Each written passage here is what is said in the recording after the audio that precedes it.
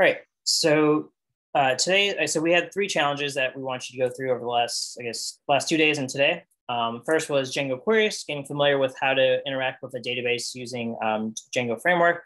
Validations, that's what we went over this morning, kind of just understanding how to protect your data so that you can validate it and make sure that you're storing the correct data in your database. Now we're going to kind of get back to a topic from last week, which is data modeling. So making sure that we can create proper models and have proper relationship between them. So yeah, luckily, again, as I mentioned, this is not like a brand new topic. It's just kind of learning the syntax and how to go about it, doing it the Django way. All right, so let me share my screen here. Django associations, again, where we have a few examples that we want you to kind of go over. So we have IMDb, Medium, and Amazon. So, yep, there's a 4th one, Grubhub also. So we're going to ask you to create a few data models, get familiar with the process. But the main thing we want to focus on are these items here. Understand how to use a foreign key relationship and many-to-many field in Django. So to do that, I'm actually going to model Facebook, which hopefully you guys are familiar with. So Facebook, you can create posts, you can reply, you can comment on someone's post, and also people can reply to comments if you want to get a discussion going. So with that, I'm going to create a new project. So here, I want to create a brand new Django project. So going over those steps, the first thing I want to do is create a virtual environment. So I'm going to do Python Python-m VNV and create a .vnv folder. All right, so once that's done, I'm going to source that .vnv, then activate. All right, now in my virtual environment, since this is a project from scratch, I'm going to need to install Django myself instead of using a requirements.txt. So I do install Django. That hopefully shouldn't take too long. And then since I know I'm going to use a Postgres database, I'm going to go ahead and install PsychoPG.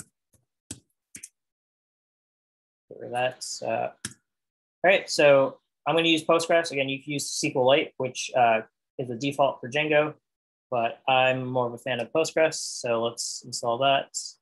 In the meantime, I'm going to create a git ignore. And in that git ignore, I'm going to say ignore my virtual environment. And let's say any Pi caches that might be created. Okay, so install Django. I installed PsychoPG. So hopefully that just takes care of my installations. Also want to probably just do a quick pip freeze and create a requirements.txt in case I'm going to share this with anyone, requirements.txt. All right, so that created a new text file for me called requirements.txt. Look at that, notice that has Django, PsychoPG, and a few other libraries that Django relies on. Okay, so now that I've installed Django, how do I go about creating a project? Let's poll the audience. I always love hearing from you guys. Let's go with who I'm talking to today. Musa, could you tell me how I can create a Django project?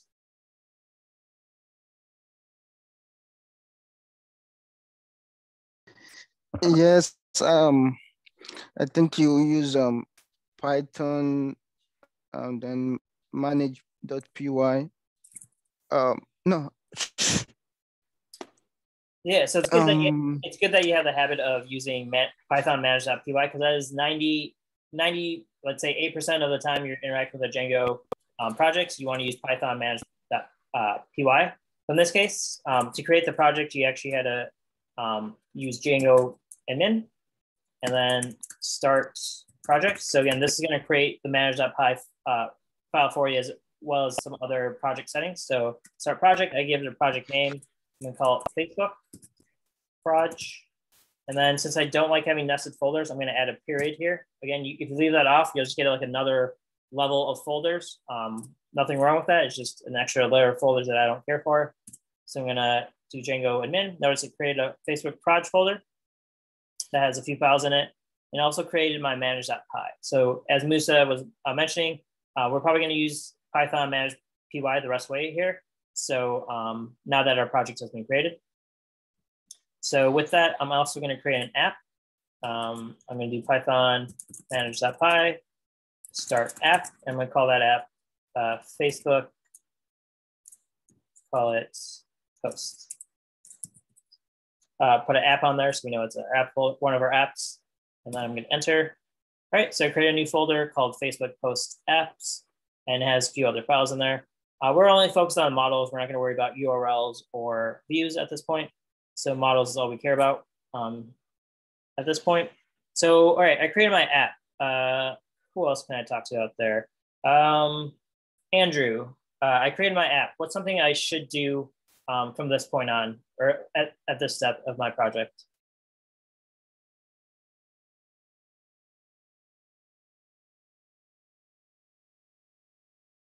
All right, we might not have Andrew with us. Let's go to Tim Gaston.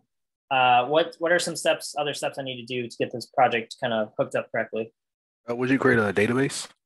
Yep, we should definitely create a database. That is a good point. So create database. I'm going to call it Facebook, like a better name. All right, database. Cool. So now I've created my database. I've created an app. What's something that I'm still missing in my setup here? Oh, you got to do your startup. What do you mean by that?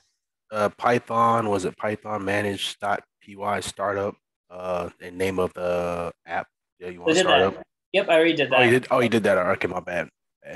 So we need to change our settings. Yep. Yeah, you got added to the database settings. Yep, you got it. So in our project folder, there should be a settings.py file. If you don't have that, then you're probably in some deep trouble. Here we got to do two things. Any apps that we're going to create or have created, we want to add that. So Facebook posts app is the name of my app. Again, you can add this at the top or bottom. I don't think it makes a difference. So I'm just going to add it at the top. Make sure I include my comma. So this is just a list of apps that Django is going to kind of use.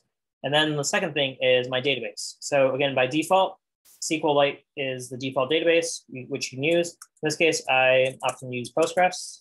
So I'm going to enter Postgres SQL in there. And then database name, I got to change that to match the database I plan to use. In this case, I created a database called Facebook. So I'm going to add that as my name here. All right, yep. So that hooks up our database to our Django project, also our app to our Django project. So I think we're good on those fronts. All right, let's get to creating our models. All right, so we're going to add some models here. Before we do that, I just want to kind of understand what parts I want to actually create. So I've created a diagram of what I kind of want to model. So I blow this up a little bit. So basically, I envision having like a user model that would be just like, name would be Encore, email would be whatever my email is when I sign up. I decided like maybe I want a separate profile table. In this case, I would have like a user ID, which would be a foreign key into my user table.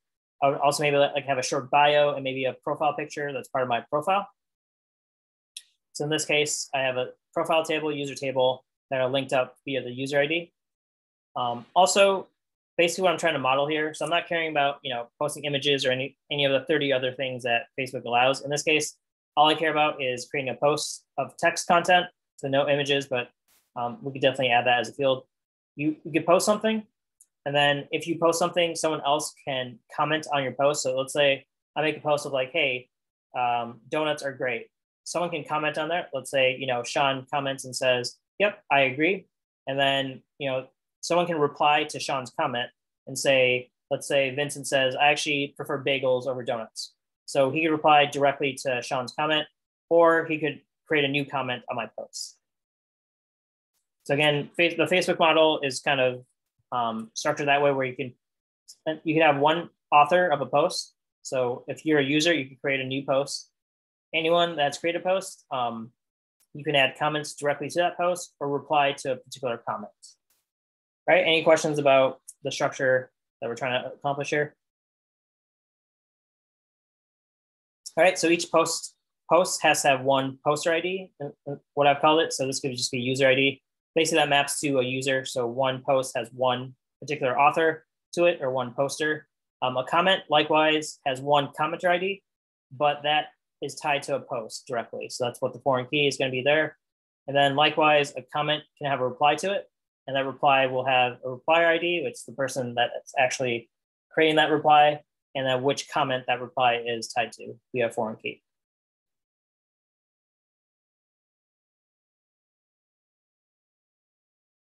Let's take a look at this, post, comments. Okay, so given this, let's try to model this in our Django project.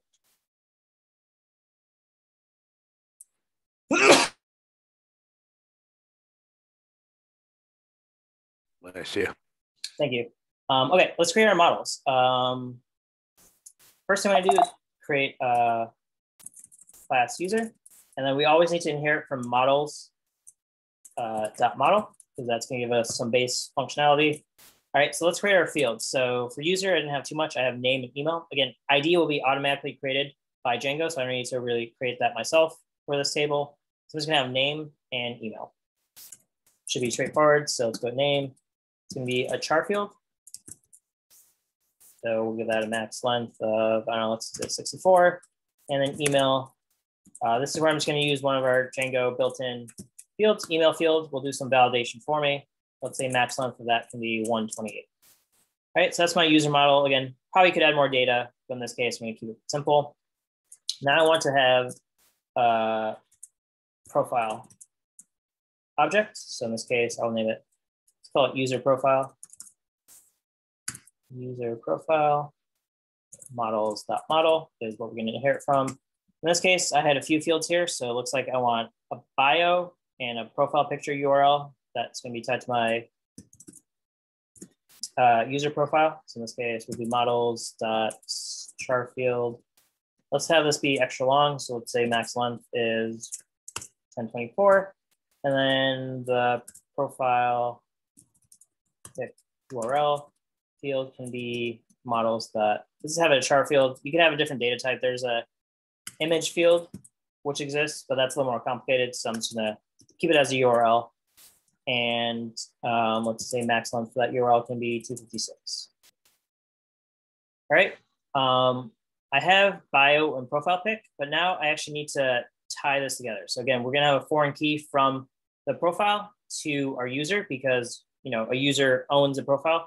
So in this case, I'm going to add the key thing here is your object shouldn't necessarily be named user ID. You just want to point to the object. So in this case, I'm going to name it user. And I'm gonna use models.foreign key, right? So this is how you create a foreign key. Like we did it in SQL. It's a little easier to do it in Django. You just use models.foreign key and just tell it what model you want to point to. All right, by default, it's gonna know that you want to use the primary key from your user object as the identifier to get this user. All right, but you need to add a few more fields here. So one thing you want to add is related name and give that a name. I'm going to call that profile.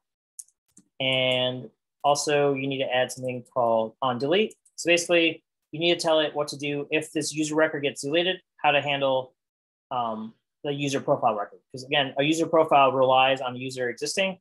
So in this case, the default one I always go with is Cascade. But if you don't want to do that, you could probably do some other ones like, what are some other ones? Cascade. Let's see what else we could do. So I'm going to go to Django foreign key field.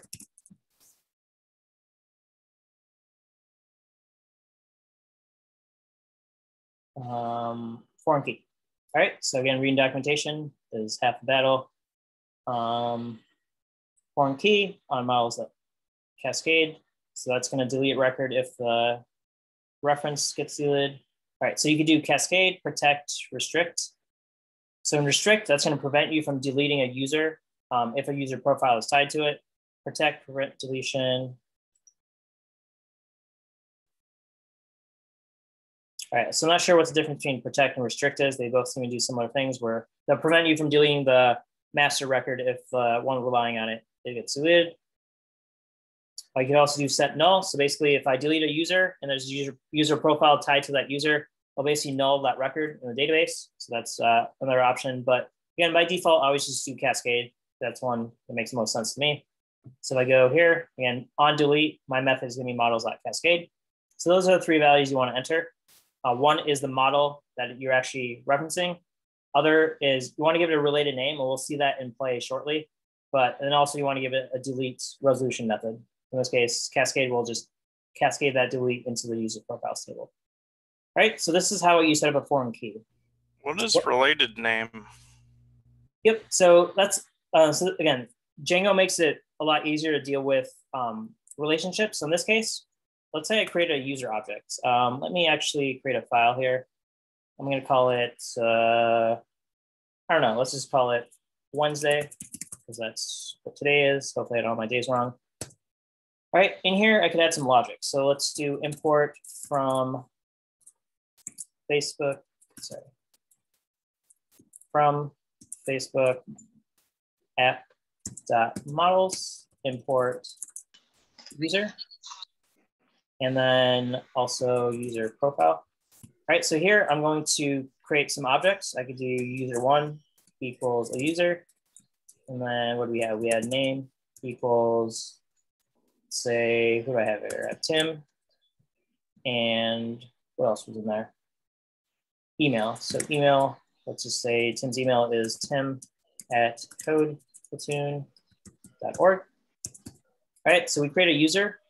Now we want to create a user profile. So we do user profile 1 equals user. Sorry. So we need to save our user so that it actually gets inserted in the database. Then we have user profile. And this had a few fields on it. What were they? It was bio. Say bio is hello. Tim. We had what else we got? So we need to specify a user. So in this case, my user is going to be user1 for this profile. So user will be user1. Notice you got to save it first. You can't reference it without actually having it saved. And then let's save this, up1 save. All right, so the question here was, what is the related name here? Go to my models. In this case, I call it profile. You can call it, again, whatever you want. In this case, profile is sensible because I'm relating to my user profile.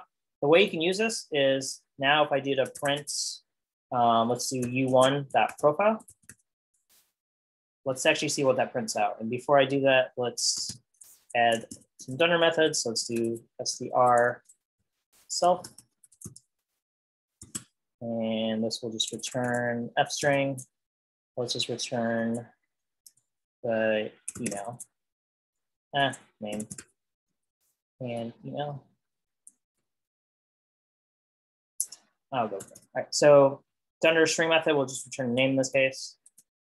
Self.name, not name. All right, and then my profile, let's just have our profile return our bio. Okay, so I created some models. How do I actually get these models into my database? Let's ask who I talked to today. Tylin, could you tell me how I can get these models into my database? Sorry, can you repeat again? Sure. So I created these models in Django, but now I actually want my database to have like the appropriate tables for these models. How do I actually go about updating my database so that these structures exist in the database?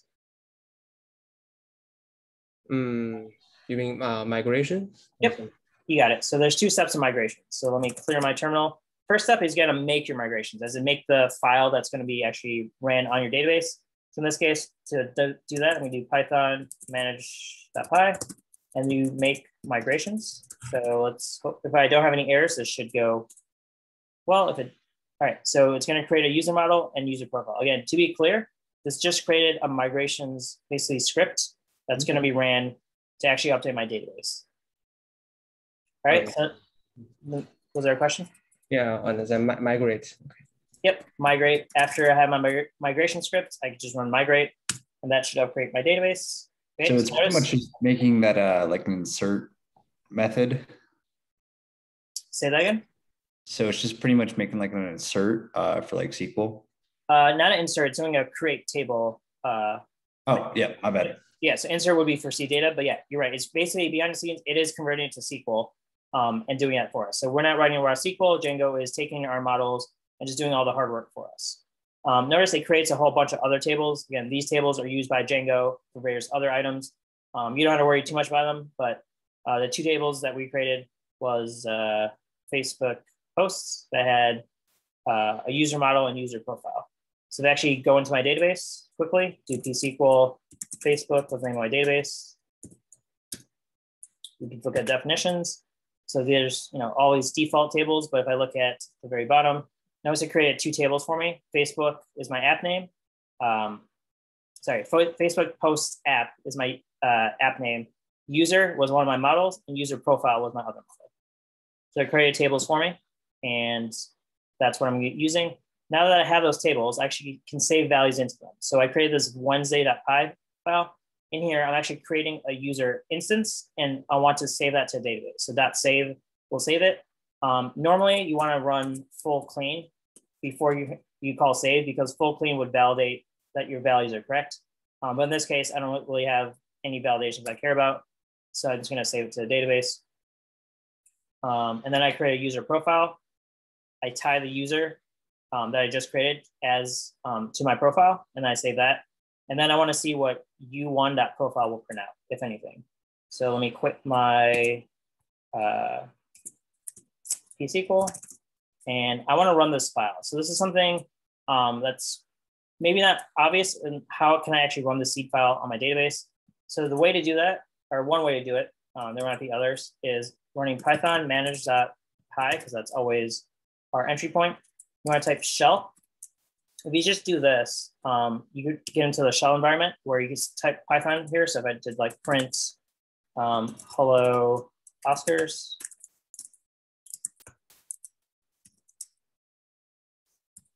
So if I run that, I'm basically executing Python as I type it in. So I type a print statement. My output was hello Oscars. If I want to get out of here, how do I get out of here? Control C, Control D. All right. Control D lets you get out of that shell. If I run that same command, but instead of just running the shell, I do a angle bracket, basically feeding in a file here, and type in Wednesday. So it's going to run this Python file inside my shell, and I'll execute all these items in my file that I wrote. So it should create a user, save it to a database, create a user profile, and save that. And then finally, it should print out my user profile. So let's tag that with some text. Let's see what actually happens here. There could be errors, so not sure. Let's actually find out.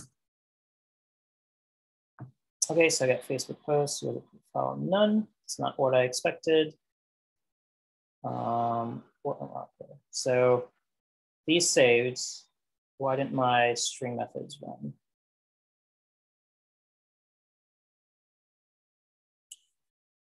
So it printed out user profile none.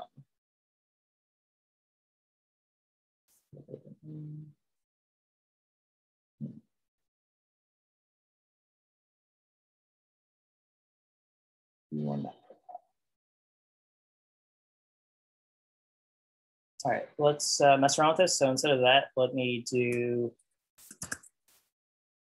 user. And here I want to do user profile one.user. All right, so in this case, I'm trying to access this field. So my user profile has a user field on it. So in my runner here, I'm doing user profile one and just calling the user and seeing what that prints out. So let's run that. All right, so we get user Tim, but my profile is not what I expect it to be. So that's something I'm trying to rectify here. So profile set. Nope, no attribute. All right, so I should be able to access profile via this related name field. So that's where, let's go to docs. Related. Foreign key related name, the name to use for the relation from the related object back to this one. It's also default value, rename. Say that plus.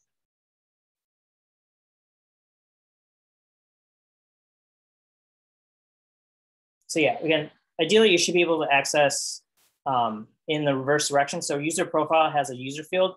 Note that my user model does not have a profile field. Like, right, I only have name and email, but this relationship should create a profile object. I'm just failing to see why that is not tying it together here. So UP1 that user is correct. U1 that profile doesn't exist. Why would that be? We get Facebook app user profile dot none.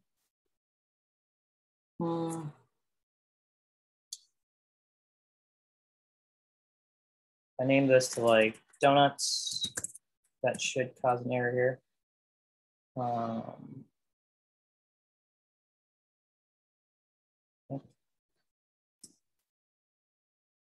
Yeah, so when I rename that related field, notice that now it complains that user has no attribute profile. So that is how the related name is being used, as in it creates like a brand new field for you that's not on the original object. I'm just not sure why I'm getting a none for my output.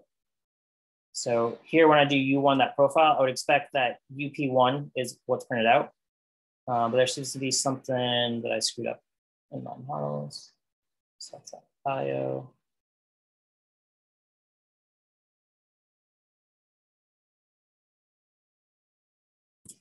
Anyone have any ideas what I could be doing wrong here? I do UP1. Oh, can you log in like manually into SQL, into the database through SQL, and then see if the table Yeah, that's a good idea. Was created. Love that suggestion. Thanks, Musa. Let's go to select star from what is my table name? Facebook posts app user profile. All right, so I've run this, I guess, 5 times. I do have a bio, user ID. So those are correct because each time I create a new user, that's creating a new user ID in my table. So user ID seem to be there. Again, my other table, if I look at my users table, select star from Facebook post app user. So I have, again, those users exist. So those are tied together. I'm not sure why U1 that profile is not printing what I expect it to do. Shouldn't it be UP1 dot profile? No, because user profile does not have a profile field. It only has user, bio, and profile picture. So this profile field is something that gets created on your user object when you create a foreign key relationship here. So again, this profile is like an imaginary field that got added here, but it's not something we created. It's something that Django automatically created. So you don't That expect it to show makes up as a not very column. much sense. So we call it profiles. Profiles. You don't expect it to show up as a column in the user table then. Correct. Yeah. In your database, it's not a new field that gets added to your database. It's just something that Django gives you access to so that you don't have to kind of do the lookups yourself. So that means you don't have to access all the values from user profiles. You should have you should be able to access it through the user object directly. So they do stick a table in the database. It's just not where we expect to see it. I mean, again, user profile has a table, user has a table. There's no other table in between there. And in this case, we just have an extra field in Django that we should be able to access. So let me try to get out of here.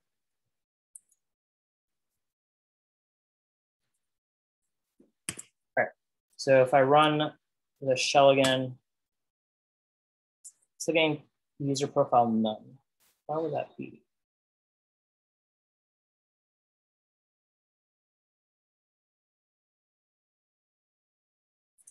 UP1 user. So I'm doing there. Yeah, I'm a little lost here. I apologize.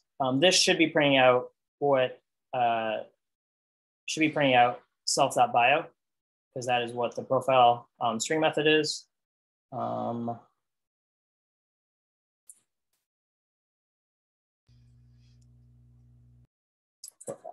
right, let's continue on. We'll see an example of related name again. I'm not sure why in this case it's not working. Maybe Hey, Ankur. just check the type of that. Hey, Ankur. Yep. Can you do dot first on that? Like U1 dot profile dot first. Just And then invoke that. Gotcha. I'm just seeing. Clear. I renamed it to profile. Yeah, profile. So let's run this. All right, there we go. Tom, thank you so much. All right, so we have to have access to this. I think what I got confused with was you can have multiple items in here. This is going to be a one-to-one relationship, so there's only going to be one item. So let's actually talk about the relationships here, because that was the main point of Django associations. So in this case, we have a user and a user profile. In the way I'm envisioning Facebook, one user can have only one profile, and one profile can only have one user attributed to it. What I mean by that is a profile on its own can't have like James White and myself as like the user tied to it. It's a one-to-one relationship. I, as a user, can't have multiple profiles. I know you can have like business pages and whatever. Let's kind of ignore that. So me as a user can only have one profile, and a profile can only have one user tied to it.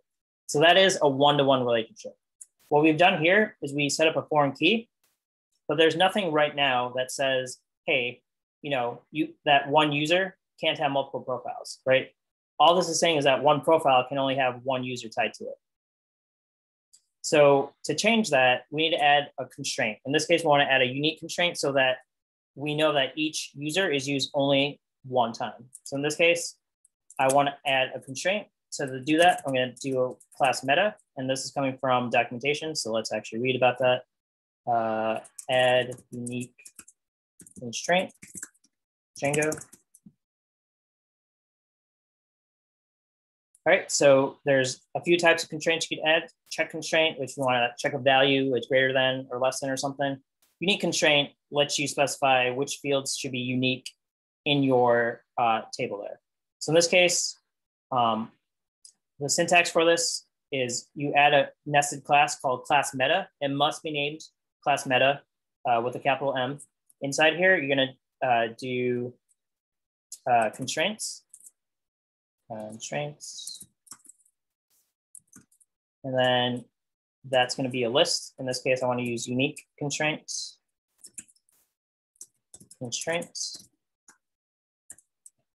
And then the field that I want to be unique. So in this case, my field that I want to be unique is user. So this is specifying that I can only have one profile in this entire table that per user ID. So that user ID can't be reused for another profile in this table. Unique constraint, I need to import that from somewhere. So that's going to be from models, I believe. So if I do models.unique constraint, that should take care of that. Again, so unique constraint takes in fields. Again, you can have multiple fields that are a constraint, and that does have use cases. You can have a name. So let's just add a name. Not sure how that name is going to be used. Let's say unique. All right, so this will accomplish your one-to-one relationship. Having a foreign key, by default, that's a one-to-many relationship. So adding a unique constraint now says, hey, you can only have one user one unique user for all the records in the table. So if there's a profile that has the same user ID as some other profile, that should be an error in our design here. And that's what this unique constraint will check. So if I tried to exploit this, let's create another user profile here. And let's tie it to the same user that I'm creating up here. So now I'm Tim again. This is user profile 2. Again. All right, so this save should fail, assuming that our unique constraints kosher. So I think I need to upgrade my migrations. So let's do Python manage make migrations. Did you need to change the user equals also? What was that? Did you want to change the user equals also in your second Tim? Right here? Yes. So no, I'm trying to hit that error. So I'm creating another profile with the same user, which should be an error because of this unique constraint. So here, no attribute unique constraint. Let's go from Django. Django.db.constraints. Oh, how do I get to unique constraints here? Django DB models constraints. But for convenience, all right, not sure why that's not working.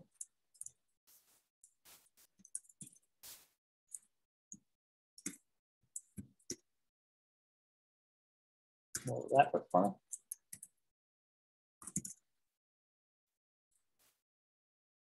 Unique constraint. Hey, Funker, I think you misspelled constraint in your call. Gotcha, thank you. Typos always seem to get me. All right, cool, that works. So we created a unique constraint that needs to be upgraded in our database or migrated to our database. So make migrations, migrate here. Constraint refers to an access the field. What did I screw up there? So constraints. Letter user. Constraint refers to a non-accessible field. E, R. What did I screw up here? Is that supposed to be field instead of fields? Sorry. No, I think this needs to be a list of fields. So if I were properly reading documentation, I would catch that. So yeah, fields needs to be a list of fields. So it's not going to be a single value. So let's try to migrate again. Do I need to make migrations again? Make migrations. And migrate. What is going on?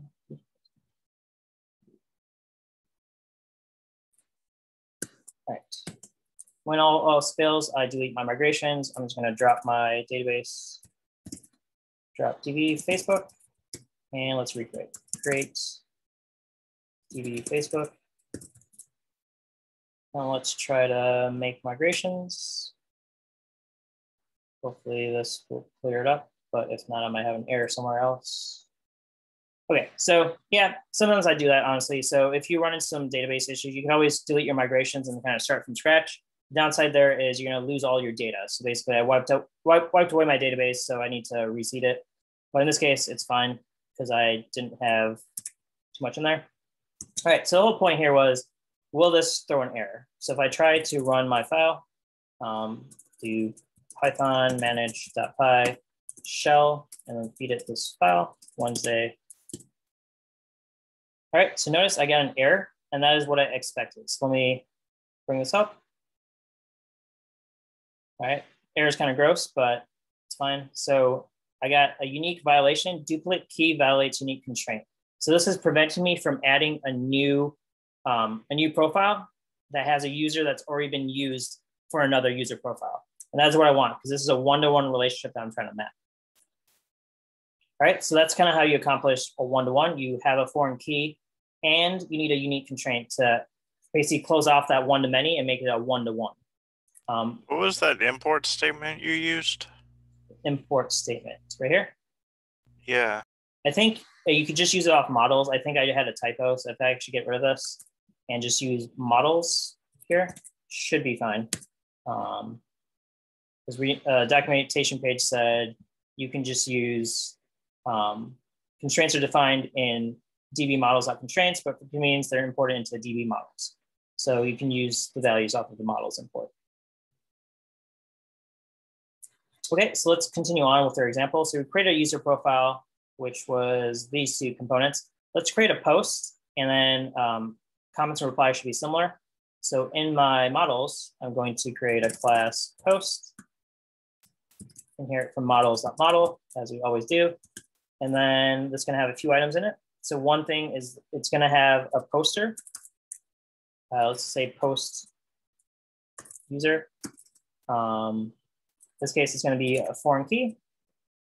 Can someone tell me what the relationship between posts and users? Is that a one-to-one, a one-to-many, or a many-to-many? It's one-to-many. A user may have many posts, but a post will only have one author. Yep, that is what I would agree with. So in this case, create a foreign key to a user. So this, again, this is going to be by default a one-to-many relationship. As Jack said, one user can have multiple posts, but one post can only have one user. So that's why user is a field on post, so that you can only have one value. But in this case, we do related name and do posts. So the way the related name you normally want to name them is that you just want a plural form of the model that you're relating to. So if I do user related name posts and then on deletes, we'll just do models.cascade. So I have post user, let's say body is let's call it content equals models.char field. That could be some large value, say max length is 1024. I could also make this a text field. So that's something we don't use too often, but text fields basically has no limit. That works as well.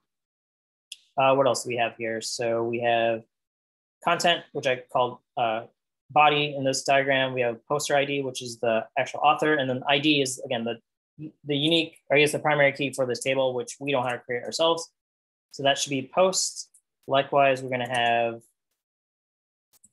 comments and reply. So if I go through these, I'm going to get rid of my terminal quickly. So we're going to have a comments object and a reply object that look really similar. Reply user, comments user.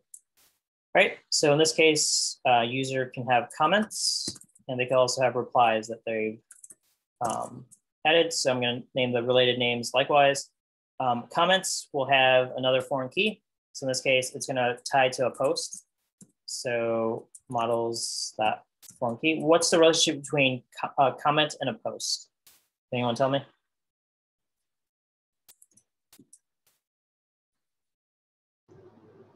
Comment is you're commenting on someone else's post, whereas a post is what the user puts out there. I don't know if that's too vague. It's one to many.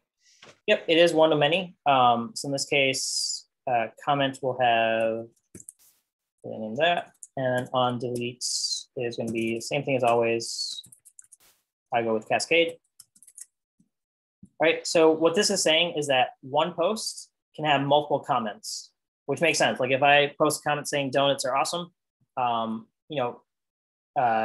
Tim might respond, I agree, and then James could add another comment separate from Tim's comment saying, hey, I disagree, or yeah, check out this donut shop that just opened up. So one post can have multiple comments, but one comment can only be attributed to one post. So for example, again, Tim's comment of, hey, donuts are awesome, I agree.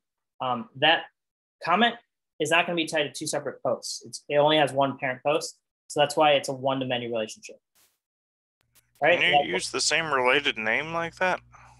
You cannot. So that is, sorry, you can. Posts can have a comments field, and then user can have a comments field too. So again, the way I imagine this is this related name is creating an imaginary field here, in this case called comments for the user.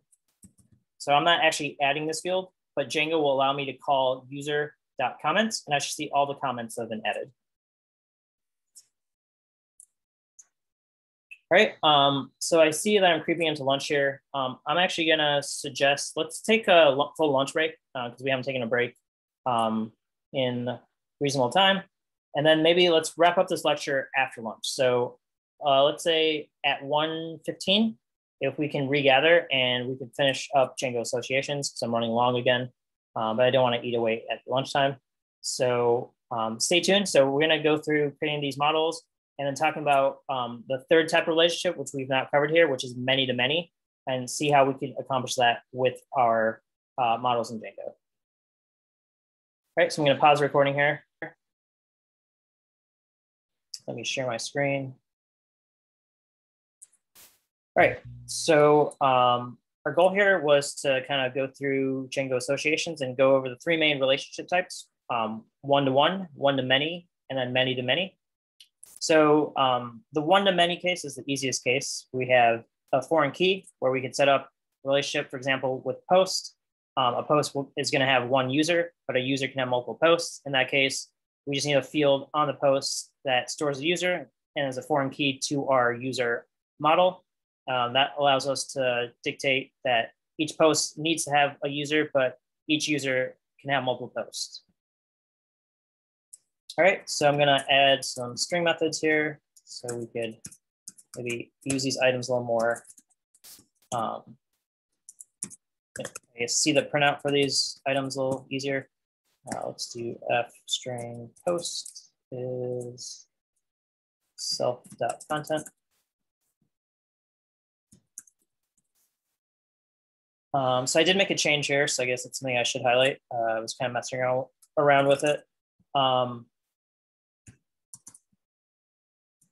So previously, I was not using a one-to-one field. I was using a foreign key, and I had a constraint here. If you remember, I had class meta, and then I had constraints. And here I was trying to use unique constraint. Let's we do that for models. And that was using a fields value, and that needs to be a list for user. So it's basically saying this user has to be unique in this table, as in it can't be duplicated. So this is the SQL way of doing things, where we have a foreign key and we need a unique constraint to ensure a one-to-one relationship. But with Django, there is something called a one-to-one field. So instead of using a foreign key, I can set a one-to-one field. I can get rid of my constraint here. And basically, this will take care of the relationship that I want. And now this is going to guarantee that my related field, in this case, profile, only has one object in it. So that was an issue I was running into earlier, where I was getting a multiple, I guess a list or a tuple, some collection of profiles from my foreign key. So I go back to my runner file here. I could do u1.profile. I think the fix I had was first that Tom suggested. The reason I needed to do first here was because profile in that case was a collection of objects. But now that I have a one-to-one field, I should be able to run this and see my results. So notice I get profile, hello, I'm Tim, because I'm printing out, so I don't need to print out this.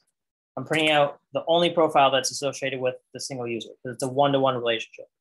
Again, the magic there was using Django's one-to-one field, and that establishes a foreign key that is also unique constraint. So in SQL, you gotta do those two steps separately. In Django, you can just use the one-to-one field to accomplish that. What does that on delete equals models dot cascade? Is that just the if it already exists, just delete it before you run it again? Yeah, so that's the, I guess, deletion resolution method. So in this case, if I dropped a user from my users table, let's say I dropped Tim, I have multiple records of Tim probably, but if I dropped Tim from my users table, the question is what happens to my user profile that I created over here? So I created two objects. If I delete user Tim, now my user profile is referencing a user that doesn't exist. And that's not going to be what we want. So there's multiple ways we could go about it. One way is we could delete this record also. When we delete Tim from the user table, automatically the database will drop the user profile associated with them. But we may not want to do that. Other resolutions might be just set this to null. If we delete that user, set the user equal to null. That's one option. I guess in Python it'd be none. But the database can still keep that record and just set the user none or null. So that's one option. Again, there's a few other resolutions that we kind of looked on earlier. Django on deletes, cascade. For the most part, cascade makes the most sense because you usually don't want something that relies on some other value to linger in your database. So we go back to our models reference and look for on delete.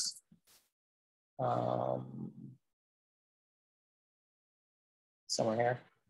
Yep, so we have, again, multiple ways to do it. We could use restrict, which will actually prevent us from deleting the user record if we want to persist the data relationship between user profile and users. Restrict will say, hey, you have something else relying on your user record that you're about to delete, so you're not allowed to delete your user record. As opposed to cascade says, all right, you're deleting your user record, that's fine, I'll delete any other records that are relating to this user object. And then the other options, again, you could set null. You can set a default value, like let's say I delete Tim from my database, I could like set the default value to be like a default user value if that makes sense in that case. Right, so it's just a question of how to handle the foreign key relationship if the target is being deleted. As in, if your user is being deleted, what do you do with your user profile record? And Cascade will just say delete both. All right, any other questions about anything we went over? I know I feel like I didn't pause for questions before lunch.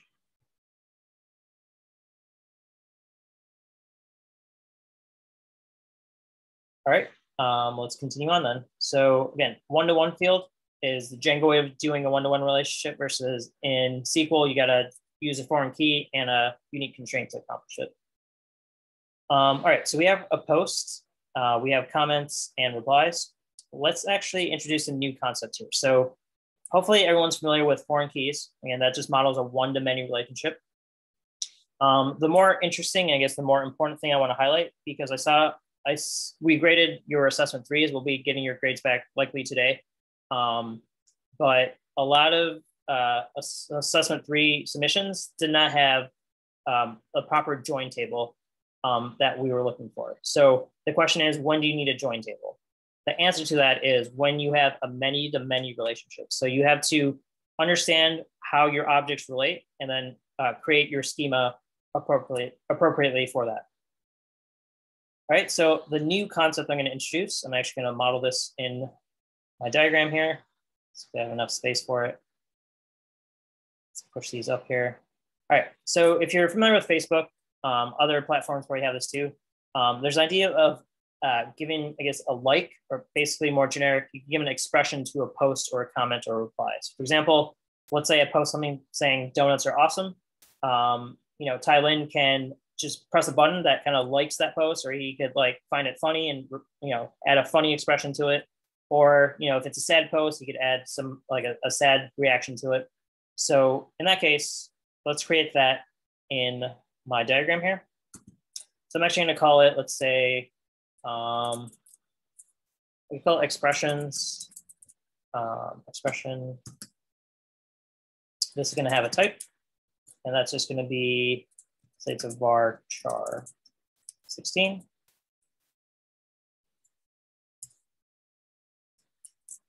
All right, so I have expression. Expression simply is like a like or a sad face or a happy face, like laughter, whatever expression reaction you have. So maybe call this reaction. So expression, reaction. All right, and then you can have a type.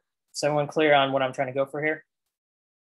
So this table is going to just store the types of reactions any user can have. For example, it could be a like, it could be a sad face, could be a happy face, could be, I don't know, there's other expressions out there like we love, whatever type of reaction you want to have.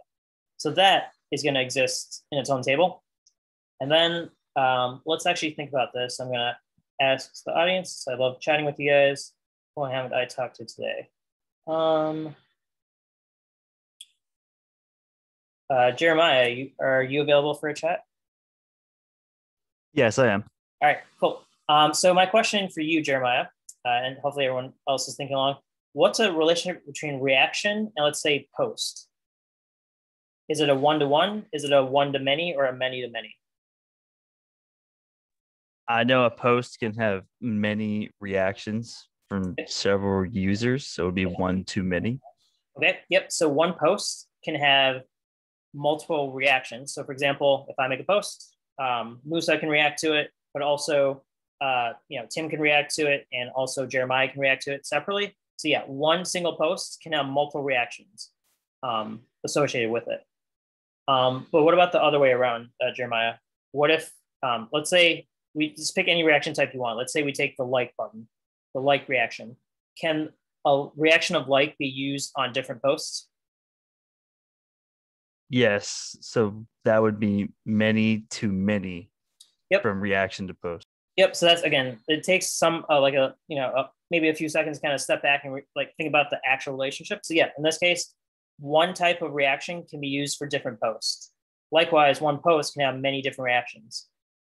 So this would be a many-to-many relationship. And anytime you have a many-to-many relationships, you're going to need a join table in your database to accurately reflect that relationship. So again, the reason I want to mention this and make sure we discuss it is because a lot of you guys for our assessment did not spot that many-to-many relationship in the I guess exercise we gave you, and you guys didn't create that join table that was kind of necessary to accurately model the question we had on hand. So let's kind of go through that with our Facebook example, and then maybe we could kind of understand that many-to-many relationship a little better. So as we talked about, a reaction can be used, the same reaction can be used for multiple posts, and one post can have many reactions. So we need to create something called a join table or a through table. So in this case, I'm going to call it post reactions or post reaction singular. This will have a few keys in it. One is going to be the type of reaction that we've added. So that's going to be an integer, which is going to be a primary key or a foreign key. So let's see, int f key. I'll just do it through the diagram. I'm not sure of the syntax here. We also going to have a post associated here. That's going to be a foreign key. And then also we're going to have a user. So a user needs to make the reaction. So in this case, let's say user. Guess we're putting in IDs here. So post ID and type ID. All right, so we're going to have this new table called post reaction. And this is going to be your join table or your through table for these two concepts. So I'm just going to take my wire and wire here. So now type ID will reference the type table, post ID will reference the post table, and then also user ID will reference the user table. Hey, Bonker. Yep. Let's say you wanted your reaction to be able, you could have a reaction to a post, you can have a reaction to a reply, you can have a reaction to a comment. Would that take 3 separate join tables, or can you do it in one? Like, can you have foreign keys that are maybe null or none? Yes, you can have that. That is something that is a great discussion point. Kind of how do you do this so that you can do it for replies and comments? So right now, this is specific to the post ID. So there's several ways to go about it. If you want to quickly talk about it, one way would be to create a generic table that has type ID, user ID, because it's always a user making a type of reaction. But then you could have post ID, reply ID, and comment ID as fields. And then one of the 3 of those should be non-null. And the other 2 would be null. So that kind of dictates what it's actually reacting to. The downside of that is that you're going to have some wasted space, and you kind of have a record that can be violated in terms of, I guess you could have 2 non-null values in there, and then it gets kind of confusing of what's going on. The other way to solve that would be to have kind of a duplicate table. Since it isn't having post reaction, I could have a very similar table called comment reaction that ties a reaction to the comments, all the comments that exist. And likewise, another very similar table called reply reaction that would tie together the reaction table and the reply table. So that'd be the downside of that is that we'd have kind of not redundant tables, but tables that are very similar. But the positive is they're clear. It's what they're tying together versus having the table I described before kind of being generic and kind of confusing. The third way in Django, there's a way to create generic relationships. That's something a little more complicated, but it is possible to kind of have a single table that can map to different types in a generic fashion. So yeah, you do have options for that. I'm not sure what the best way to go about it would be. I'll kind of leave it up to your decision of what you think is best. But yeah, in Django, there is a way to create generic relationships so that this post ID can just be anything generic and point to a type based on what it wants to be. I've got a quick question, Ankur. Sure. So under the class post reaction, with the user ID, wouldn't that be connected to the user class and then Absolutely. ID instead of the profile? Yeah, you're right. Sorry, I got my tables mixed up. Thank you. Okay, I was just wondering if I was confused there for a sec. No, this profile table is just a standalone extra table. But you're right. So user ID should point to the user table, not profile table. My mistake. Thanks for catching that. All right. So again, let's kind of think about these relationships. So this post reaction, one post can have multiple post reactions. So that's a one to many going this way. Likewise, one reaction, different reactions can be used multiple times in the same post. So it's a one to many for post reactions. Then user ID and user, the relationship there is one to many. The idea here is that one user can make multiple, let's see, is that right? One user can make, sorry, I'm trying to puzzle this together in my head. So the way Facebook does it is that one user can't add multiple reactions for the same post. So we're probably going to need some like unique key here, so such that post ID and user ID are unique together. But otherwise, one user can make multiple reactions to different posts. So that's going to be a one-to-many relationship here. but you also need to verify that post ID and user ID in tandem are going to be unique. So again, these models definitely get more complicated the more tables that you create. Does that make sense here? Why those two had to be unique in tandem? I mean, I'm kind of confused why we added the extra class. Like, I understand like the many relationship, but why not just make it like more, I guess, links towards the in the reaction class? Gotcha. Yeah, let's actually talk about that. So let's see, let's get rid of this table temporarily. Can I comment this? Oh, I cool. Because like a post method that you would create, I mean, you could always just account for like, hey, if this user's already posted on this, then, you know, don't do it.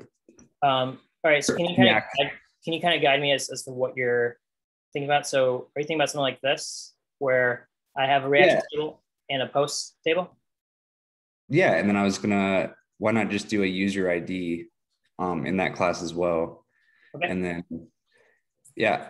And so, yeah, because you could just make a method from when you're a user's trying to react to a post, and then just be like, hey, if this user's already reacted to this post, I don't know, change it so there's only one. So there's like many. Yeah, so to be clear, this reaction table are just storing your data types. So what I mean by that, if I can comment in here, so we have reactions, and then this just lists what possible reactions you as a user can do. So one might be like a like, the other might be sad face, other might be, you know, laughing, whatever emotions or reactions you can have. So that's what the reaction table is storing. It's storing just the types here.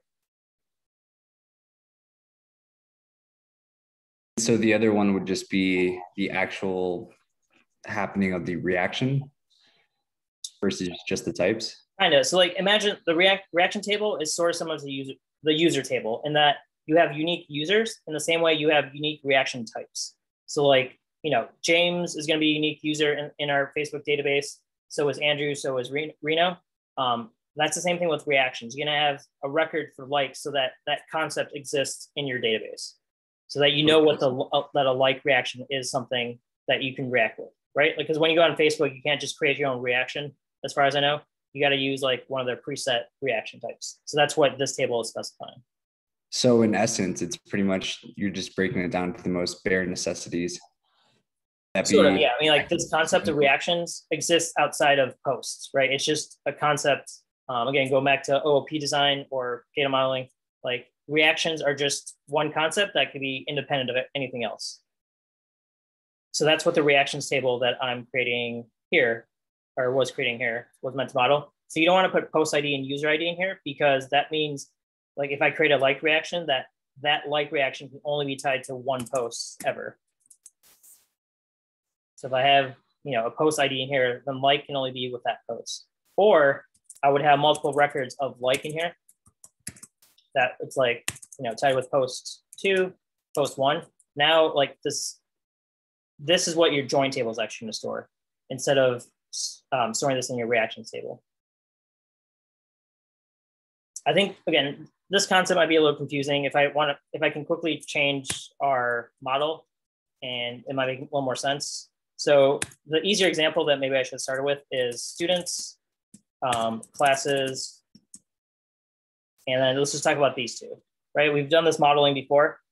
We have students that is like a separate object, right? We have student S1, or we just give them names, let's say Tim and Andrew and Jung. So these are our students, and then we have classes. So we have Python 101, and then let's say we have JavaScript 102, whatever.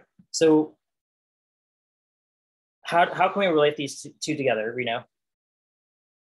Between the students and classes? Yeah, what's the relationship between students and classes? So one student can have many classes, and one class can have many students. So I'd assume it would be a many to many. Yep, so this is a many to many. So in the same respect, we can't just add, so these are example students, but let's say our fields are name and class ID. So let's say we set up something like this. So the fields for the class would be class, let's say name again, and description. All right. Do you, Reno, make sure everyone else also participating understand why we can't just put class ID here?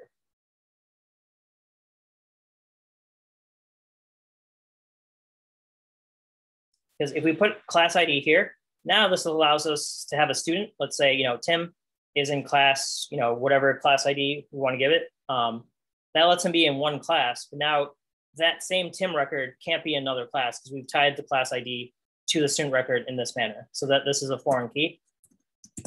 So now let's say, Tim needs to be in,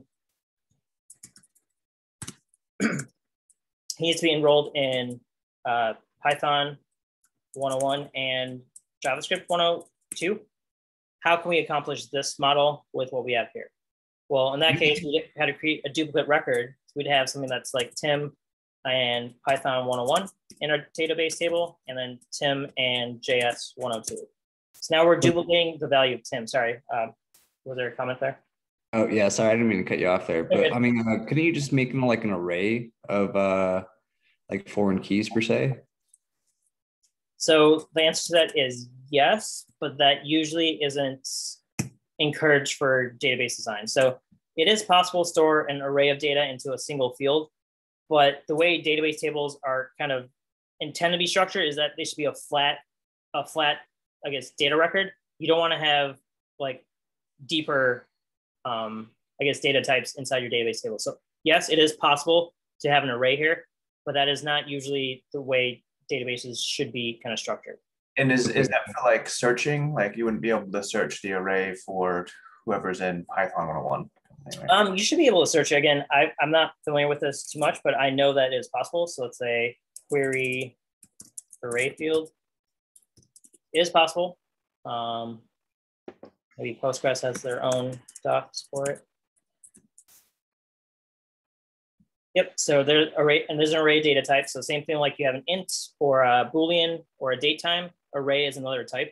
So you just set up an array, and yeah, I mean, that seems like it's possible that you could store arrays, and then I'm sure you could query them in some manner.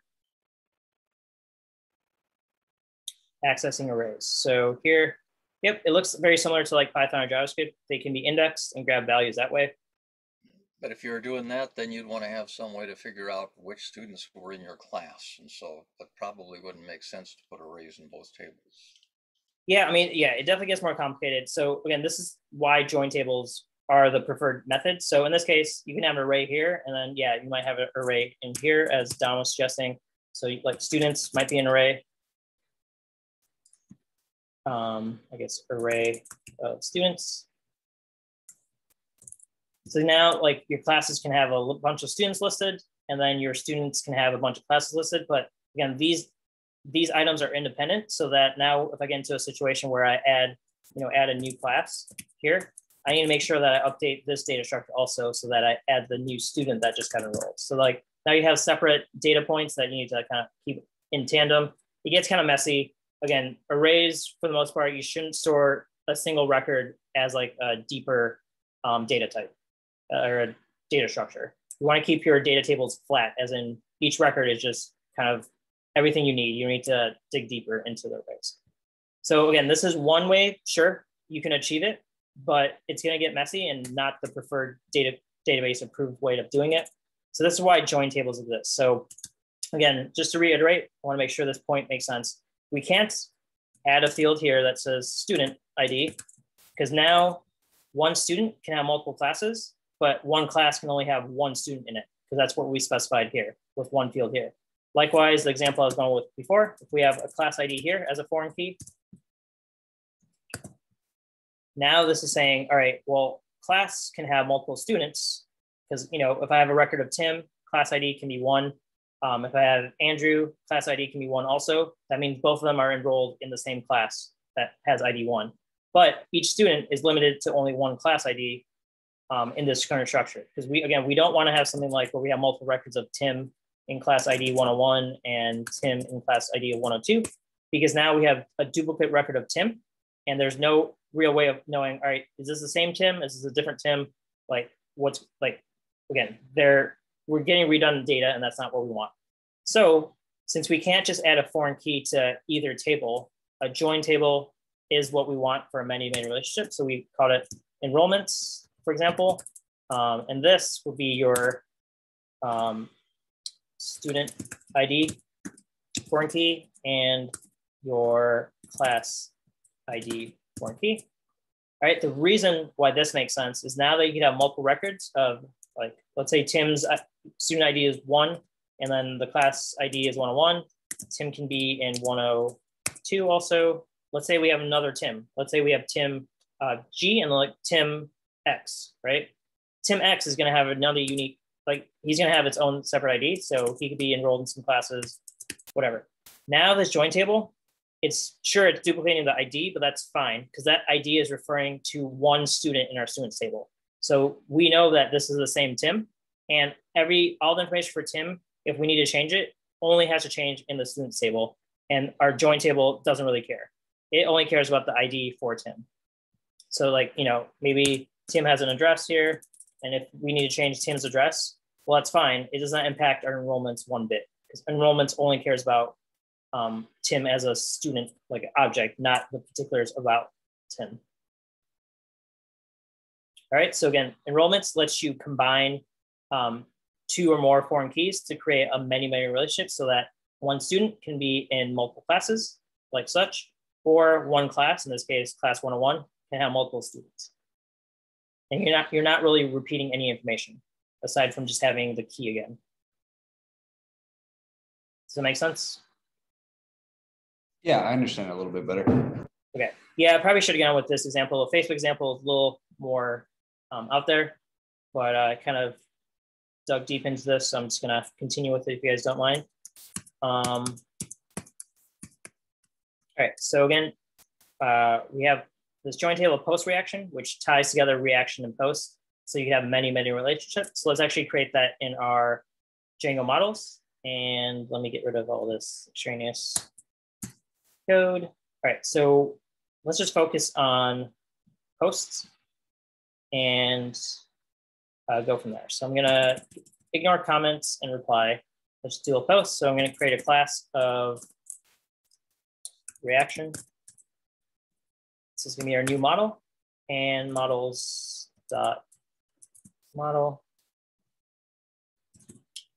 This is just gonna have one field. We're gonna call it type. Let's make it a varchar. And then I'm gonna ask a question to our fantastic audience. Once I get this one, varchar, let's make that max length 16. Question, if anyone can kind of read my mind. Can anyone think of a problem? Maybe not a problem here. Never mind, I'm gonna ignore that question. So we're just gonna create a bunch of reactions. Sorry about that. And then we're gonna create a join table called post reactions. Post reaction, post reaction. And this is gonna marry basically those two concepts together so they can have a many-to-many relationship. Model, right? So we're gonna have reaction is gonna be a foreign key. How is that foreign key? To our reaction table. So we just have drop in reaction, give it a related name so that we can, if we wanted, we could take one reaction type and see all the posts where that reaction type was used for. So related name in this case would be post reactions. And as always, you need to provide an on deletes. Else, I think. Does it matter what you call it for the related name? It does not matter per se, as in you can name it whatever you want. Basically, this, as I mentioned before lunch, this is basically an imaginary field that's going to be added to your model. So in this case, you can imagine that post reactions is effectively some magical field that Django adds to my reaction model so that I could, if I have one reaction type, I could call post reactions on it with an S. And that will give me all the post reactions that are associated with it. So we'll try to come up with an example. So while I'm at it, let's create a dunder string method so I could actually see something nice on screen. Return f string reaction, and that'll be self.type. Okay, and then we have post reactions. We're gonna have 3 fields in here. We're gonna have a reaction type, the post that we're reacting to. So in this case, post reaction could be a related name. And third thing we need is a user. So the user is the one making the reaction.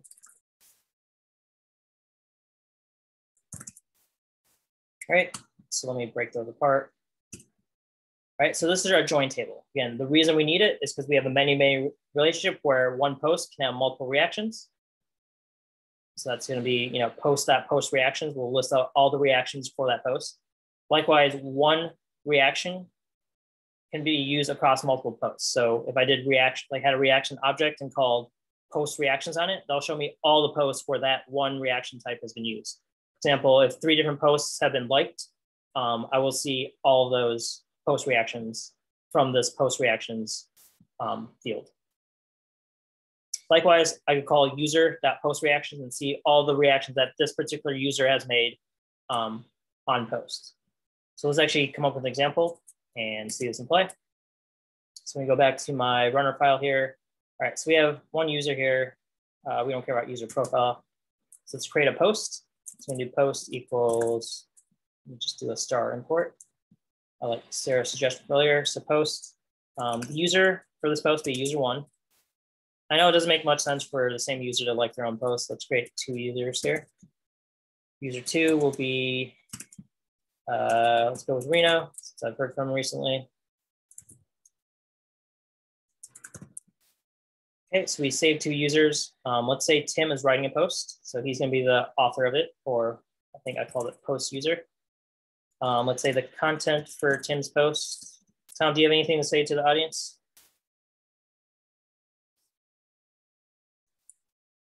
All right. Say that one more time. Oh, do you have anything you want to broadcast to the Oscar Platoon? Is there anything you want to say? Oh, not anything particular, but just besides the game last night, that injury with Giannis, that looked pretty bad. All right, so Tim's gonna post Giannis got injured yesterday. That's his post on Facebook. So the content, and then user 1 is Tim. So that's what Tim posted. We're gonna save that post. Save. And now let's create an expression type. So I'm gonna call x1 reaction. So R1 equals reaction. We'll say this reaction type is simply gonna be sad face, because that's probably what we're gonna use. We could have multiple reactions. So we also have a like reaction. R2 will be the like. And then save R1 to the database and save reaction 2 to the database. R2, that's it. All right, so what's going on here is we have 2 users we created, Tim and Reno. One post that Tim is the author of, because we're tying that user to post user, which is a field. Just to recap, since it's been a while, my posts model has 2 fields, post user, which is basically the author of that post, and then content is the actual textual content for that post. So that's what I'm setting here, the author and the content. We save that to a database, and we create some reaction types that we can use. And now we want to tie in a reaction. So let's say post reaction 1 is going to be post reaction. So we have 3 fields in here. One is the post. That's going to be P1. That's the post that Tim created. The person creating this reaction is going to be Reno in this case. So let's say user equals U2. Probably could name these a little better. Let's name them Tim and Reno. So we know who these users are, Reno and Reno. I had to update a few places. So Tim made this comment. And then Reno is reacting to it on Facebook.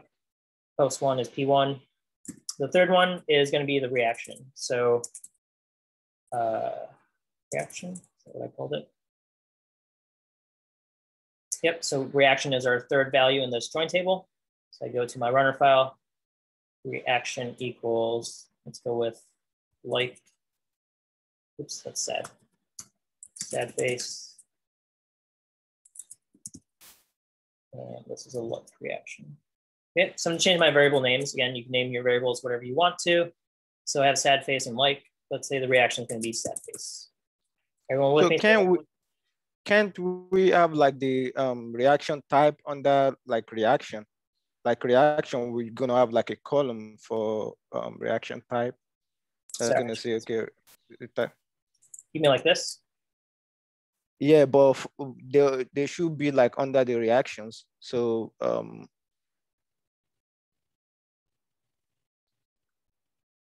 so we're just seeding our reaction table. Normally, these aren't going to be dynamic, as in you're probably just going to have like 8 reactions that are always there. So you're probably going to hard code those in.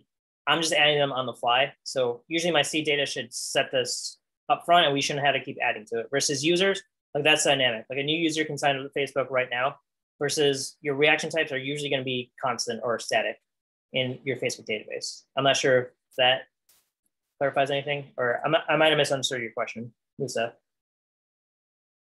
Is when you were explaining now we're gonna have like a separate reaction type table. Yep. I was saying why can't we have like the type for like inside the reaction table?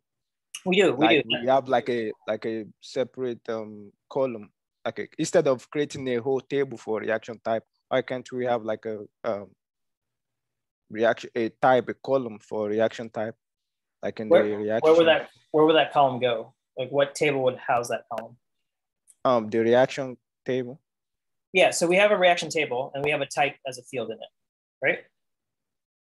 So what does the type say? What does it what goes under the type? So the type's going to be like or sad face or love or funny. So it's going to be different types that different reactions that users can have. So we're just going to, again, as I said, this table usually would be static. So we'll probably want to create this one time and those are going to have static values.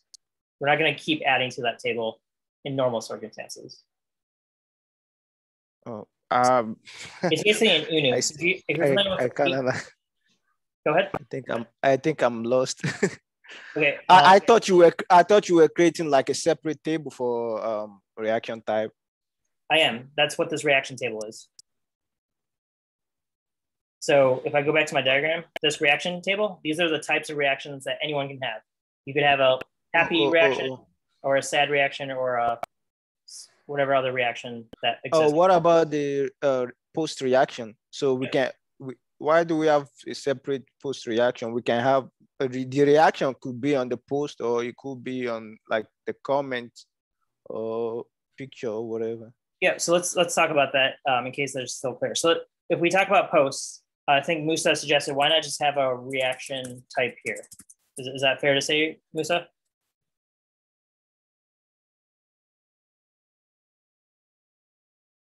Musa, I don't know if you're muted, but was that what you're suggesting, is have a reaction type on a post? No, I'm saying like what I thought was the reaction type was I thought it was like a separate thing, like there was like a reaction and then there was like a separate table for reaction type. But the thing is, it wasn't what I was thinking anyways. But the I don't know, that we should be like referencing what we are reacting to in the reaction table. It should be like so again, I don't know if this my comment clarifies here, but basically the reaction table is only data types. It's just saying what types of reactions can be made within our system. So again, these are just, again, example, like or sad face or love or funny, whatever other reactions might exist on Facebook. These are just the data types that can be made, the reaction type that can be used within our system. That's what the reaction table is for. Then we have a post-reaction table, which is actually tying a reaction type to a post. So that, again, if Tim makes a post of Giannis got injured yesterday, he would make that post and then someone can react to it. And that's where post-reaction will keep track of. So okay, so the reaction by itself, it doesn't have like save users information. It doesn't have like maybe user ID in it. Yep, that's what the post-reaction table is for. So the post-reaction stores user ID, post ID, and the reaction type. Versus reaction tables, it's just the types. It's just what possible reactions can be made. Okay. All right. Yeah, glad you're asking questions. Hopefully that clarified it. Maybe this example will make it a little more clear. But yeah, so we have reaction types, and now we're tying it together so that again, Tim made a comment or made a post of Giannis got injured yesterday. Now Reno is going to react with a sad face reaction. So that's what the post reaction table stores. So I do pr1.save. So now that's in our database. So now we can have access to this. So if I go to Reno's user and type in post reactions, my internet is unstable. That's not good. Let me know if you guys, if my voice becomes choppy or whatever. So I'm going to print this out. Okay, so Reno that post reaction. What is that? If I go back to my models, post reaction table has a foreign key relationship for users and has a related name of post reactions. This means that any user I have basically has this imaginary post reactions field. So if I actually go through with this, let's see what gets printed out. So at the very end, let's see what gets printed out here. But before I do that, I need one more thing. I need a dunder string method. They're always good to have. So dunder string with a lowercase s, of course. And since I'm printing out post reactions, I want to actually see something useful. I'm going to return an f string. And let's just say post reaction self.user made reacted with self.reaction on post self.post. All right, so now that I have my dunder string method, when I call, what was it, post reactions, I should probably make that a for loop. So let's do for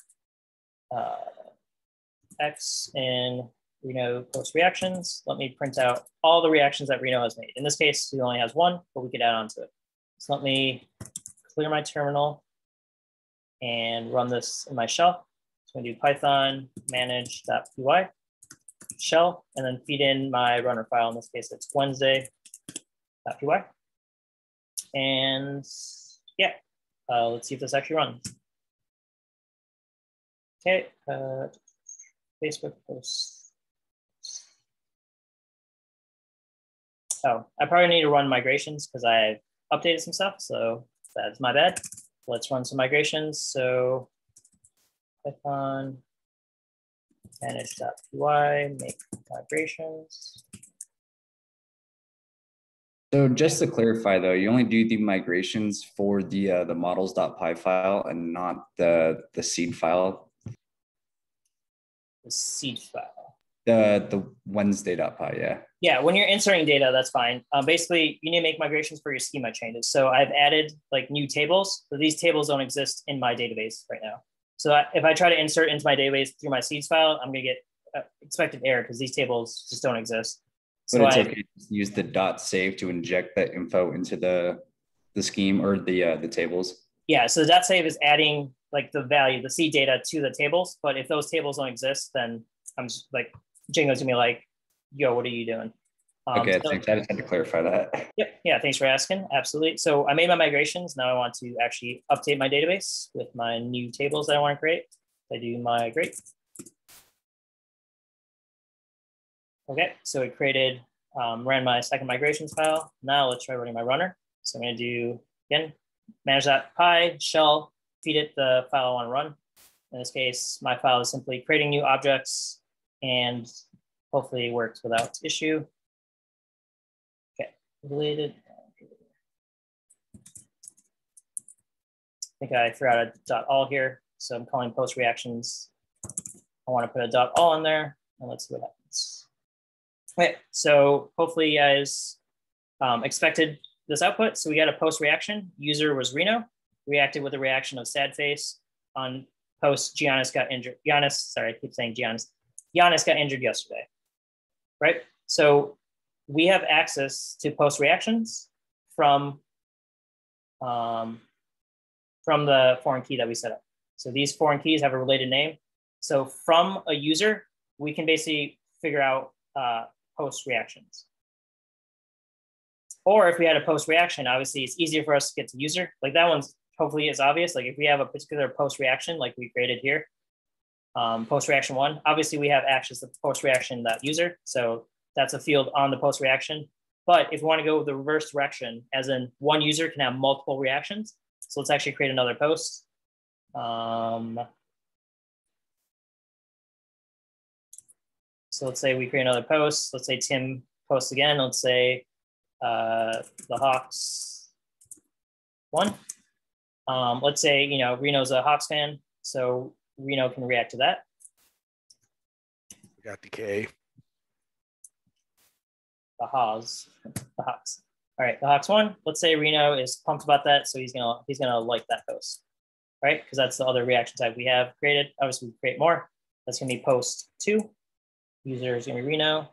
PR1, PR2, PR2.save, and I need to make sure I create P2. We have 2 posts. Reno is reacting both of them. So if we run this, don't want this, right?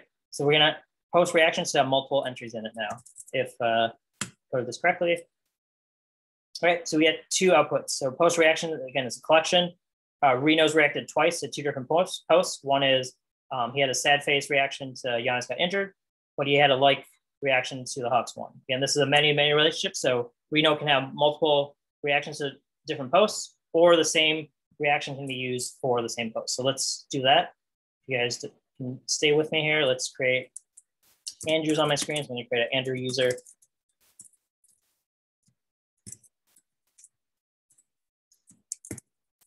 Any questions while I try to expand on this?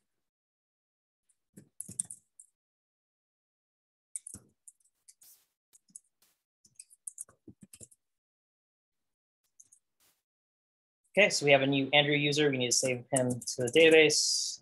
Save that. And let's say Andrew wants to react to Giannis. Let's say the Hawks winning. Let's say Andrew is not a Hawks fan. So we're going to create a new reaction for Andrew. And let's say he gives a sad face. Sad face, because the Hawks won. This is Andrew reacting to post 2. That is our 3rd post reaction. Saving that. Now we could do something like for X in sad face dot post reactions.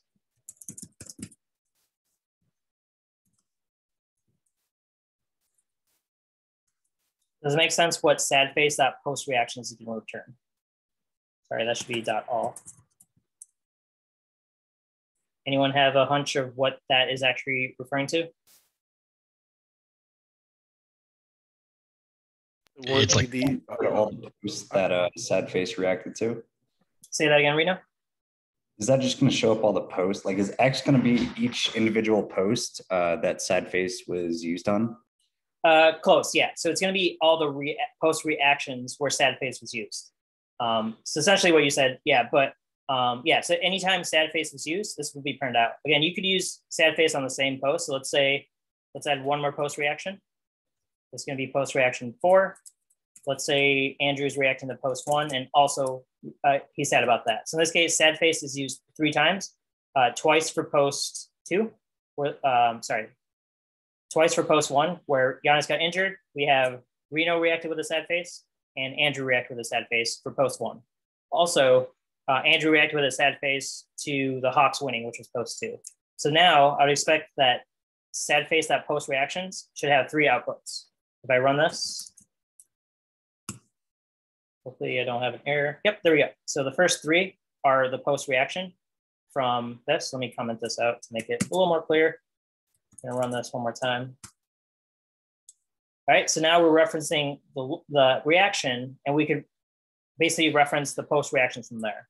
So now we got 3 reactions, obviously twice for Giannis got injured, sad face, and 1 for the Hawks lost because Andrew is not a fan of the Hawks, or maybe he's a fan of the Bucks, who knows. But one question is, what if I actually want to get access to the posts, not the post reaction? How would I do that? Well, the way to do that would be x.post, because each post reaction has a post on it. So if I want to just print out the post instead of the reaction, I can totally do that by doing x.post. Let's change that up and see what happens. All right, so these are the posts that were reacted to, right? So I'm doing x.post. So there's a sad face on Giannis getting injured and the Hawks winning. So x.post gives that to me. But the small downside, it's not really a huge downside, is that I have sad face as a reaction, I actually had to go through the reaction post to get the post information, right? There's one extra step there that Django kind of lets you circumvent if you want to. So this is where I'm going to introduce the third type of Django way to do this, is by using a many field. So in my reaction table, I'm going to add a post field and use models.many to many field. Now this is not necessary. You don't have to create this. This join table takes care of your many relationship. This many field just gives you better access to that data. So if I create a many to post, related name will be, let's call it posts or reactions. And I'm not sure if I need to on delete, so I'm going to leave that out. Right. So the question is, why did I just add this? The reason is, instead of having my reaction go to my join table in order to access my posts, now I can access all those posts directly from my reaction. Likewise, my post has a new field called reactions that you can call directly. So you can basically circumvent the join table. You still need it for the data, but when you want to access it in Django, you can just use this relationship that I just established via the many to many field. So what I mean by that is, if I go back here, here was one way where I accessed the posts that had sad face on them. Instead of doing that, I could do, now that I have that many to many field, I might need to run migrations again, but instead of doing post reactions, I could just do posts.all, and that should take care of that. I probably need to verify that, might need to read some documentation, but let's see if this works. I might need to migrate. Inner join. Yes, I need to probably run migrations here. Python manage.py, make migrations. So change my model and migrate. Okay, let's try running that again. Hopefully that works second time. Okay, so we got that. For some reason, this was empty. All right, to the docs we go. So we're dealing with many to many field. It's page for it. All right, so the example is publication article, many. How do I access that? A1.publications.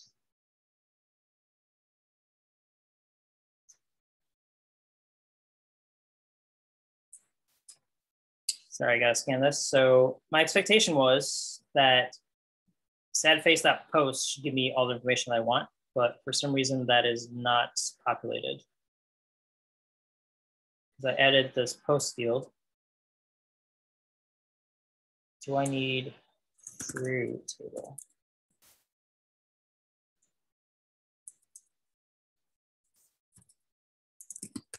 So again, reading documentation, half the battle. Through. That's all I want.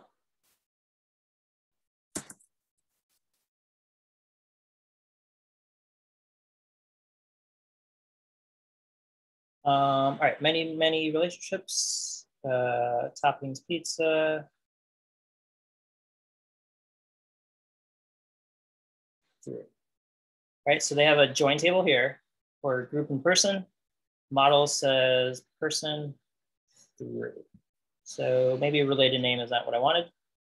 I just want, so take out related name, and my through value is pointing to the join table. In this case, post reaction my join table. That should let me get posts, hopefully.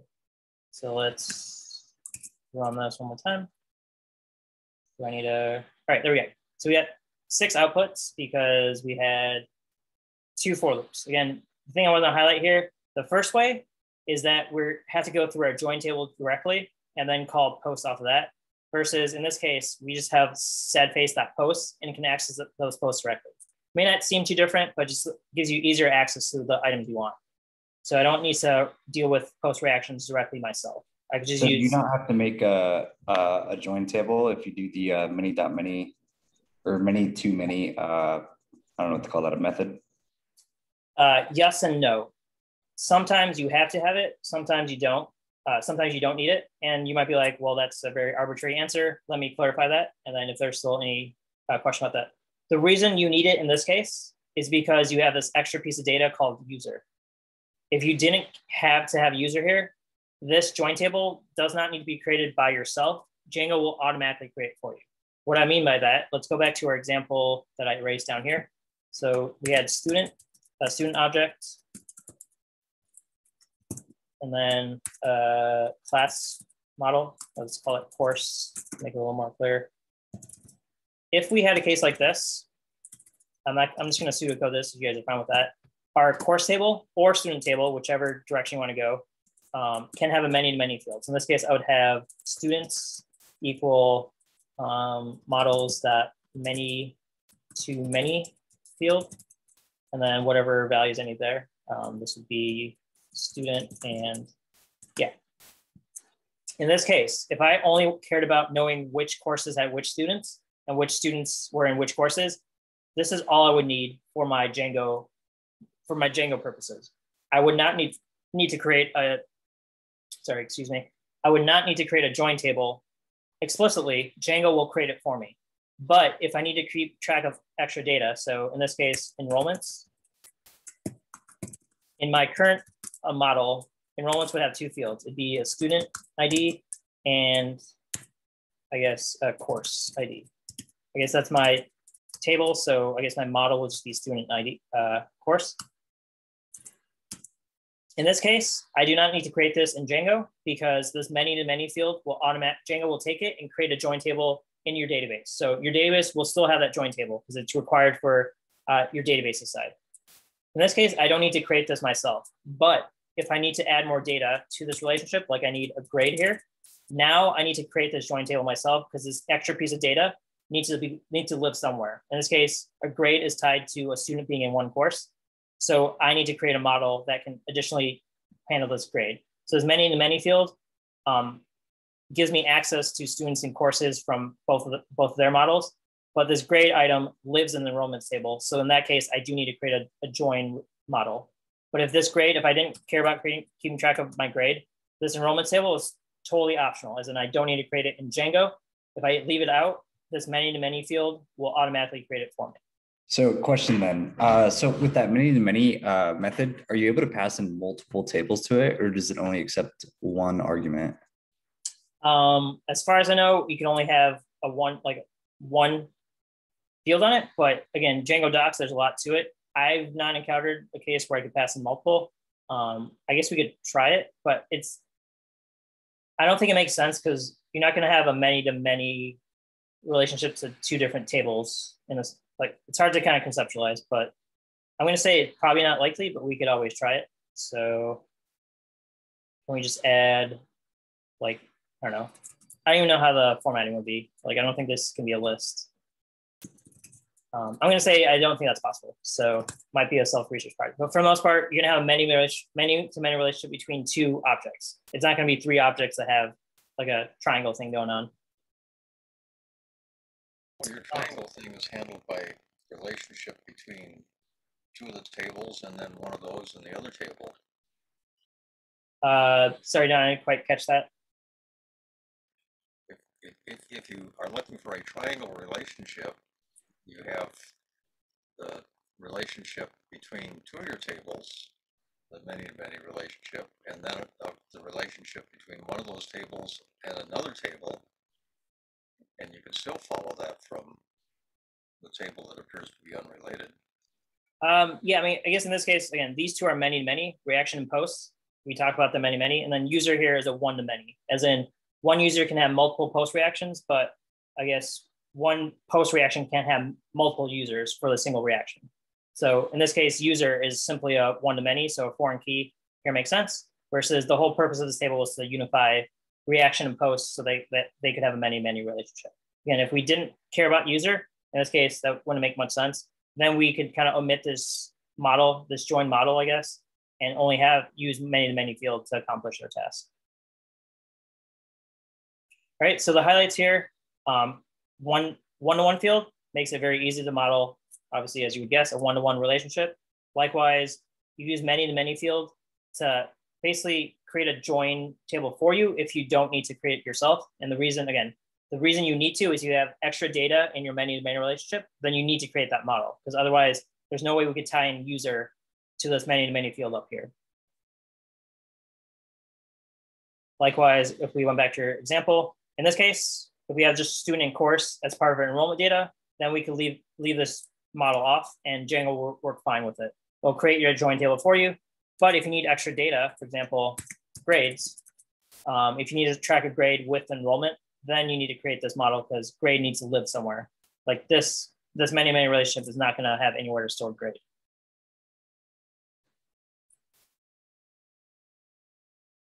All right, so those are your 3 relationship types. Again, hopefully this is a review from data modeling from last week. But again, there's a Django way to do it so that you have easier access to data. So this was kind of highlighting it with the many-to-many field. You could just directly access all the posts from your reaction and vice versa. So I could do something like if I had a post p1.reactions should work in that direction too. All right. With that, any confusion, questions, concerns, comments?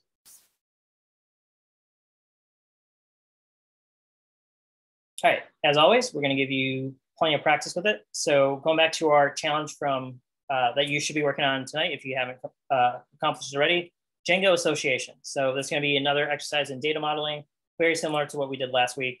We're going to ask you to create Django models to kind of reflect a few scenarios. One case is IMDb example where you have an actor, role, movie.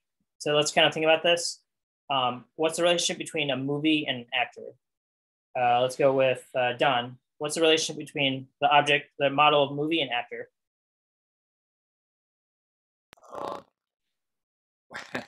Well, you can have the actor can be in more than one movie, and you have multiple actors in the movie, so it has to be many to many. Yep. So I think Don got it correct. One movie can have multiple actors or actresses, and then one actor or actress can be in multiple movies. So actor and movie has a many-to-many relationship. So that's probably why the role table exists. As kind of noted here, the role model joins movie and actor, so you can have that many-to-many relationship. So that's what you're going to be creating there. Medium, similar to what we did with Facebook, we have posts, comments, and users. So kind of go about creating those models. Amazon, hopefully we all have used Amazon, so we're familiar with their I guess, review process, but you have a user, multiple products, reviews that can be left on products. I'm not sure what shop is, so I read about that. I guess like a shop can have reviews also. So like a merchant on Amazon can have reviews. I think that's what shop is detailing. And then we did Grubhub, I think, last week with one of our data modeling examples. This one obviously gets a little more complicated. So you guys can get a lot of practice, as much practice as you guys probably want, to creating models in Django. Again, just understand how to use one-to-one, one-to-many, and many-to-many, and you should be good to go.